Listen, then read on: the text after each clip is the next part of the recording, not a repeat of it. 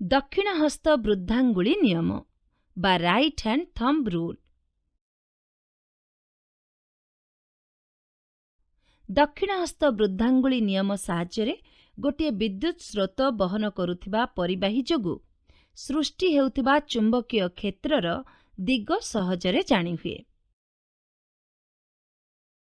ମନେକର ଯେଉଁ ତାରରେ ବିଦ୍ୟୁତ୍ ପ୍ରବାହ ହେଉଛି ତାକୁ ତୁମେ ଡାହାଣ ହାତରେ ଏମିତି ମୁଠାଇ ଧରିଛ ଯେ ବୁଢ଼ା ଆଙ୍ଗୁଳିଟି ବିଦ୍ୟୁତ୍ ପ୍ରବାହ ଦିଗରେ ତାର ସହ ସମାନ୍ତର ହୋଇ ଲମ୍ବି ରହିଛି ଓ ଅନ୍ୟ ଆଙ୍ଗୁଳିଗୁଡ଼ିକ ତାର ଚାରିପଟେ ବଙ୍କାଇ ହୋଇ ଘେରି ରହିଛି।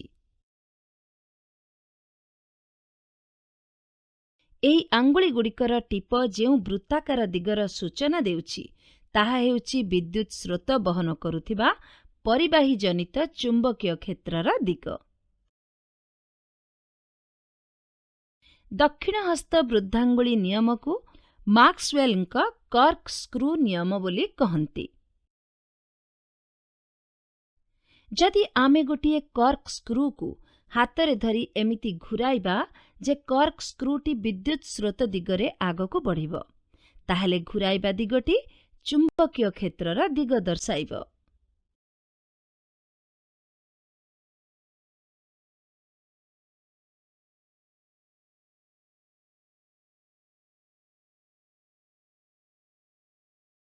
କୁଣ୍ଡଳୀ ବା ବୃତ୍ତାକାର ପରିବାହୀରେ ବିଦ୍ୟୁତ୍ ସ୍ରୋତ ଜନିତ ଚୁମ୍ବକୀୟ କ୍ଷେତ୍ର ବା ମ୍ୟାଗ୍ନେଟିକ୍ ଫିଲ୍ଡ ଡ୍ୟୁ ଟୁ ଅ କରେଣ୍ଟ ଥ୍ରୁ ସର୍କୁଲାର ଲୁପ୍। ସଳଖ ପରିବାହୀରେ ବିଦ୍ୟୁତ୍ ସ୍ରୋତ ଜନିତ ଚୁମ୍ବକୀୟ କ୍ଷେତ୍ରର ଢାଞ୍ଚା ତୁମେ ଦେଖିଛ। ମନେକର ସଳଖ ପରିବାହୀଟିକୁ ବଙ୍କାଇ କୁଣ୍ଡଳୀ ବା ବୃତ୍ତାକାର ରୂପ ଦିଆଗଲା। ସେଥିରେ ବିଦ୍ୟୁତ୍ ସ୍ରୋତ ପ୍ରବାହିତ ହେଲେ ଚୁମ୍ବକୀୟ କ୍ଷେତ୍ର କିଭଳି ହେବ ଏବଂ ଚୁମ୍ବକୀୟ ରେଖାଗୁଡ଼ିକ କେମିତି ଦେଖାଯିବ? ସଳଖ ପରିବାହୀଠାରୁ ଦୂରେଇ ଗଲେ ଚୁମ୍ବକୀୟ କ୍ଷେତ୍ରର ପରିମାଣ କ୍ରମଶଃ କମିଯାଏ ଓ କ୍ଷେତ୍ର ରେଖା ମଧ୍ୟରେ ଦୂରତା ବଢ଼ିଯାଏ। ସେହିଭଳି ବିଦ୍ୟୁତ୍ ସ୍ରୋତ ବହନ କରୁଥିବା ବୃତ୍ତାକାର ପରିବାହୀ କ୍ଷେତ୍ରରେ ତାରଠାରୁ ଦୂରେଇ ଗଲେ ସମକେନ୍ଦ୍ରିକ ବୃତ୍ତମାନଙ୍କ ମଧ୍ୟରେ ଦୂରତା ମଧ୍ୟ ବଢ଼େ। କୁଣ୍ଡଳୀର କେନ୍ଦ୍ର ଆଡ଼କୁ ବୃତ୍ତଗୁଡ଼ିକ ସରଳ ରେଖା ଭଳି ଦେଖାଯିବ। ଦକ୍ଷିଣ ହସ୍ତ ବୃଦ୍ଧାଙ୍ଗୁଳି ନିୟମ ପ୍ରୟୋଗ କଲେ ଜାଣିହେବ ଯେ ତାରର ପ୍ରତିଟି ଅଂଶ କୁଣ୍ଡଳୀ ମଧ୍ୟରେ ଏକା ଦିଗରେ ଚୁମ୍ବକୀୟ କ୍ଷେତ୍ର ସୃଷ୍ଟି କରୁଛି। ପରିବାହୀରେ ବିଦ୍ୟୁତ୍ ସ୍ରୋତର ପରିମାଣ ବଢ଼ିଲେ ସମ୍ପୃକ୍ତ ଚୁମ୍ବକୀୟ କ୍ଷେତ୍ରର ପରିମାଣ ବଢ଼ିବା କଥା ଜାଣିଛ।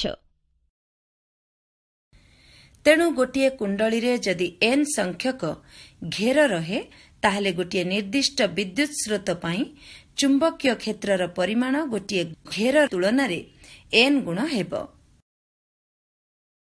କାରଣ ସବୁ ଘେରରେ ବିଦ୍ୟୁତ୍ ସ୍ରୋତର ଦିଗ ଗୋଟିଏ ହେବ ଏବଂ ଘେରଗୁଡ଼ିକ ଯୋଗୁଁ ସୃଷ୍ଟି ହେଉଥିବା ଚୁମ୍ବକୀୟ କ୍ଷେତ୍ର ପରସ୍ପର ସହ ଯୁକ୍ତ ହୋଇଯିବ। ଦୁଇଟି ଛିଦ୍ର ବିଶିଷ୍ଟ ଆୟତାକାର କାର୍ଡବୋର୍ଡଟିଏ ନିଅ। ଛିଦ୍ର ଦୁଇଟି ଭିତରେ ଗୋଟିଏ ବହୁ ଘେର ବିଶିଷ୍ଟ କୁଣ୍ଡଳୀ କାର୍ଡବୋର୍ଡର ପୃଷ୍ଠ ପ୍ରତି ଲମ୍ବ ଭାବେ ଭର୍ତ୍ତି କର। କୁଣ୍ଡଳୀର ଦୁଇ ପ୍ରାନ୍ତକୁ ଗୋଟିଏ ବ୍ୟାଟେରୀ ଓ ପ୍ଲଗ୍ କି ସହ ପଙ୍କ୍ତି ସଂଯୋଗ କର। କାର୍ଡବୋର୍ଡ ଉପରେ କିଛି ଲୁହା ଗୁଣ୍ଡ ସମାନ ଭାବେ ବିଞ୍ଚି ଦିଅ। ପ୍ଲଗ୍ କିକୁ ବନ୍ଦ କରି କୁଣ୍ଡଳୀରେ ବିଦ୍ୟୁତ୍ ପ୍ରବାହ କରାଅ। କାର୍ଡବୋର୍ଡକୁ ଆଙ୍ଗୁଳିରେ ଆସ୍ତେ ଆସ୍ତେ ଆଘାତ କରି ଦେଖ ଲୁହା ଗୁଣ୍ଡଗୁଡ଼ିକ କେମିତି ସଜାଇ ହୋଇ ଚୁମ୍ବକୀୟ କ୍ଷେତ୍ରରେଖାର ଧାରଣା ଦେଉଛି ଲକ୍ଷ୍ୟ କରିବା।